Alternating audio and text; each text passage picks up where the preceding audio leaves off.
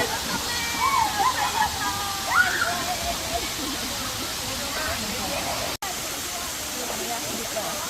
ึงแล้วจ้าน้ำตกไทรโยกอันนี้เป็นไทรโยกน้อยนะคะช่วงนี้น้ำเยอะอุ้ยดูดิเล่นน้ำสบายน้ำเย็นมากเลยอ่ะบันไดน้ำตกเดี๋ยวพาไปเดินบันไดน้ำตกกัน ลื่นเปล่าวะ